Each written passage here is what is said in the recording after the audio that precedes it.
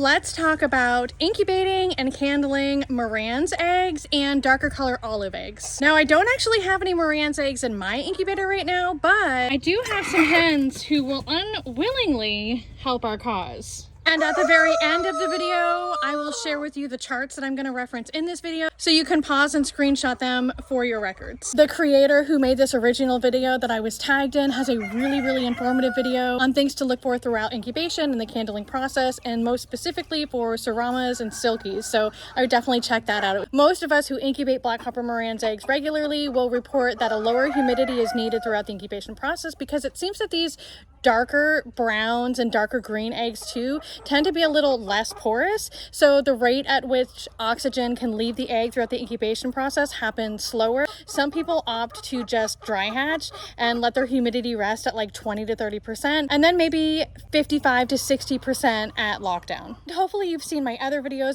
about why humidity is important throughout the incubation process, and it all has to do with air sac health and the rate at which moisture is leaving the egg throughout the incubation process, which leads us to the other issue with these dark eggs, and that is, how do we candle them? Because you certainly can't see any development inside. And so the thing to do is just look for signs of development in the eggs, and there's really two ways to do that. One thing that I do, so your air sac is at the wide end of the egg, and throughout the development process that air sac should be getting bigger as moisture is leaving the egg. So what I will do is I will candle from the wide end, and I will trace a line around the air sac each time I candle the eggs, and that air sac should be getting bigger throughout development. And one of the charts that I'll include at the end of this video is a chart that shows kind of what you're looking for with air sac health and the size that it should be throughout different stages in development. The other thing that can be done is the egg should be getting lighter as moisture leaves the egg throughout development, and so some people will opt to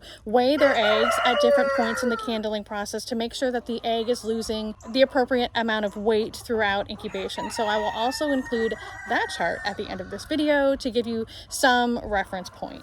But of course, every hatch is a learning process, and what works in one area of the country down here in Florida may be different out west in Colorado, for example. So it's just a matter of like piecing together collective bits of information and choosing what's going to be best in your area and your climate on your farm and your chickens.